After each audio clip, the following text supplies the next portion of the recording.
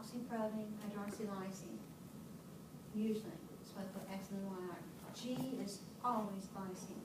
So it's GXY, repeated over and over. So what it does is make this helical structure, and then you take three of them and you put them together, and there is your collagen. So every time you look at a type of collagen, and collagen gets named by a Roman numeral. Okay, collagen type 1, Roman numeral 1. Collagen 5, Roman numeral 5. It will tell you that 2 strands are blah, blah, blah, collagen, and 1 strand is blah, blah, blah. So you have all these mix and match possibilities. You don't have to know any of those. It's just you mix and match the strands to get the particular collagen you want for that tissue. This is collagen outside there. Just show you images. This is what I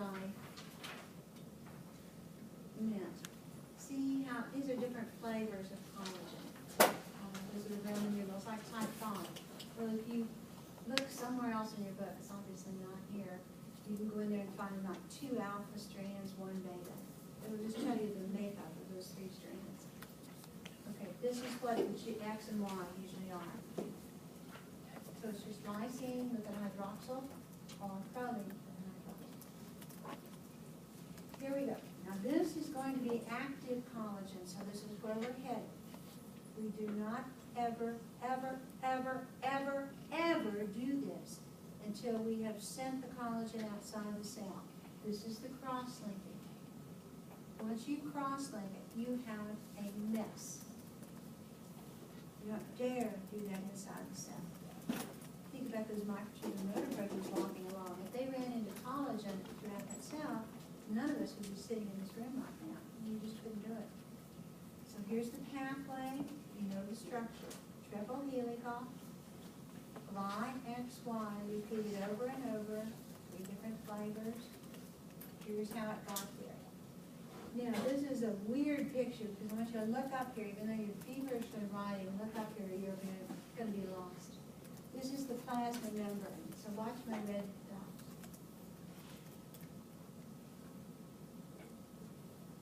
Everything in gray is inside the cell.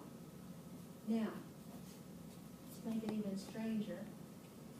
Everything in this first white area is the ER Golgi combined. I don't know why he did this, but he did. So the ER Golgi combined. This is nothing more than a vesicle. It's not round, it's oblong. It's a vesicle that's being secreted by the constitutive pathway and going out here. So let's follow this. Okay, so here we are up in the ER.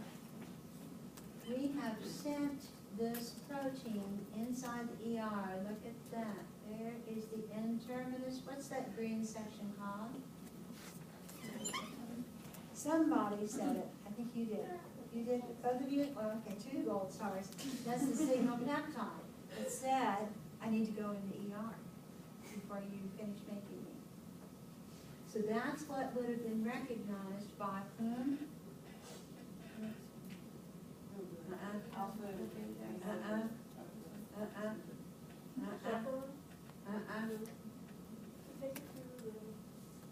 Who takes you there? Who takes you to the ER?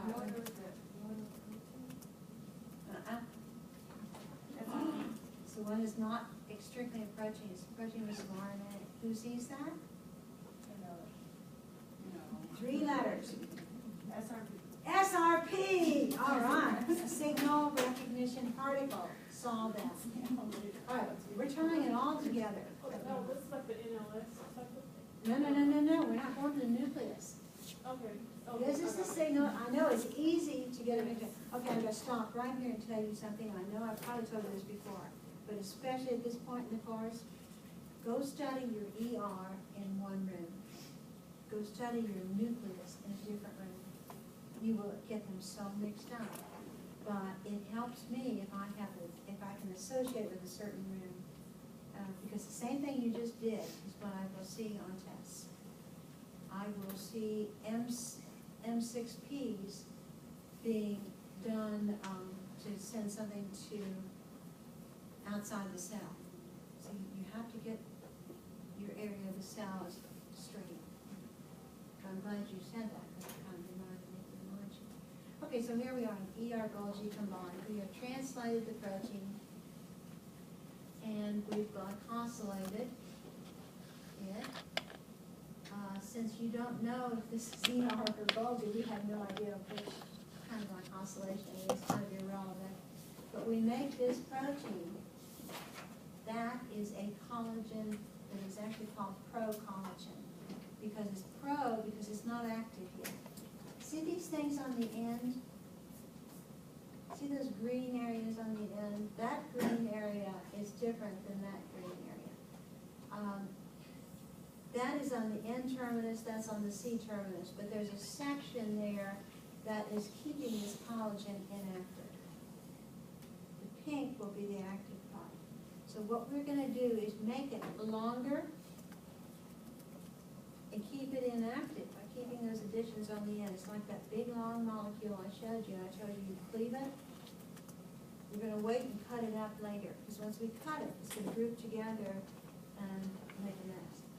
Okay, so 3 of those will go together. We'll have this hydroxylation occurring. We are in the Golgi. Somewhere we went from ER to Golgi here, I'm not sure where. But we have this 3 pro-collagen structure wrapped around, but it's not really cross-linked. Now, we stick it in a vesicle and we secrete it from the cell. That's happening here. There's the vesicle, still not active, secreted out here. The minute it gets outside the cell, you have enzymes present that were not present inside the cell. They weren't up there. They were made up there, though, because enzymes are proteins. You can't make them out there in the extracellular matrix. So whatever this enzyme is, enzyme Dustin comes along and is going to cut those 3 ends off on either side. The Dustin would have been made somewhere in that cell and sent out here. But that's the specific enzyme that is not active until it gets outside. It will come over, cleave those 3 termini off of the pro-collagen, and immediately your collagen is active. In this sense, active means that it's able to cross-link with other collagen fibers. And the cross-linking is better shown here. That will happen once you cut off those green ends. There's a lot more in this picture than you realize at first glance. So collagen is not active until it's outside the cell. It's kept inactive as pro-collagen, and it's kept that way so that it cannot cross-link. Do we need to know the name of the enzyme that you're talking I don't even know it. A Dustin sounds pretty good. Well, if you get Dustin, I was looking at him, yeah. It's a Dustin enzyme. Whoever I'm looking at the minute, that becomes the enzyme. Yeah. I don't know the name of it. Okay. Collagen out there in the extracellular matrix chance to do this cross-hatching. In other words, if a bunch of them are going this way, then they will run into a bunch going that way. That's what they're showing you in that cross-linking of a tadpole scheme. That's collagen going with you and then coming at you, and that makes it stronger.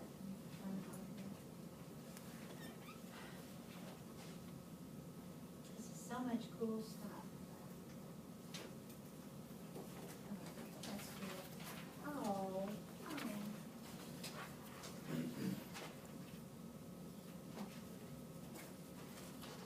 I can't do it. If you're interested, what you're looking at is a dog's aorta, and this is not testable. I'm just going to tell you something real fast because it's so cool. Let me just write down.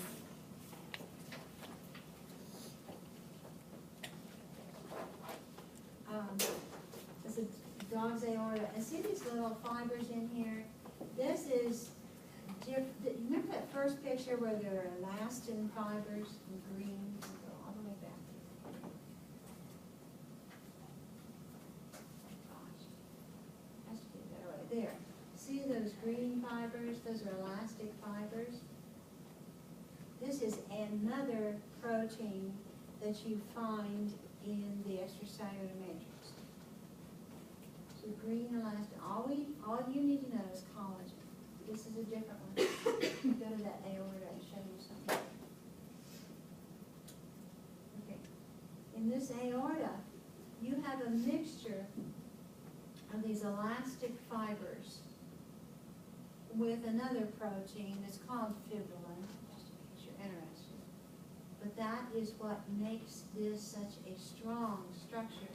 I mean, you know that your aorta withstands tremendous pressures with the blood going through there. So this is going to be a fiber that's going to be able to expand and contract, expand and contract. Okay? There is actually a medical condition where the elastic fibers are okay, but that fibrillin goes in there and connects them, has a mutation in it. These people suddenly die of heart attacks at a very young age, and usually when they're like running marathons. And what happens is that the fiber, the fibrillin that connects the elastin fibers in there is mutated, and so it's not able to withstand that expansion. These people are ones that just drop dead on the basketball court or whatever. And there's actually a name for that. It's called, I won't touch you on it, I'll look it up because it's absolutely fascinating. It's an hereditary syndrome. It's called Marfan's syndrome. It is on your outline somewhere. Marfan's syndrome is defective fibrillin. And so when you start pumping a lot of blood through that aorta and increase the pressure, it cannot expand because the fibrillin is defective. So they just literally ruptures and they die. This is a genetic trait that's associated with several things. One is very long limbs, long arms and legs, limbs. I know my accent sometimes gives you trouble, but long arms, long legs. A lot of times kind of a hollowed in look to the chest. Abraham Lincoln is always the prototypical Marfan syndrome example. If you can picture what he looked like. They don't know that he had it, but we'll never know because he got shot before he died of busted aorta. But he has that physical build. And there are tests, genetic testing you can do. If you've had people in your family just suddenly drop dead at a young age, usually, when they're exercising. It's not that common. How often does collagen, does it have to be replaced? Or I'm sorry? does collagen have to be replaced? Oh, yeah. or renewed, or- Very, very good question. Everything has to be replaced. So, but if it's outside, if it's outside of the cell, then how does it know it needs to be replaced? That's a tricky one. There are other proteins that will recognize it. Unfortunately, we've done the actin. I could have told you a better story, but what happens is the collagen becomes brittle, and that's the sign that I'm old. You need to replace it. There's nothing wrong with protein. No proteins stay around forever. They just have to be degraded and rebuilt, and they'll be rebuilt inside the cell and sent out. Well, all of that's going on along with everything else. So it must be on the schedule of ideas. Or it's just, it's nothing saying. It's not a schedule, it's actually there are proteins that will detect it. Okay. That one that I told you weren't responsible with the cofillin and the actin, if you really wanted to understand it, you can go look at that, because it's a very similar mechanism to what happens with the degradation of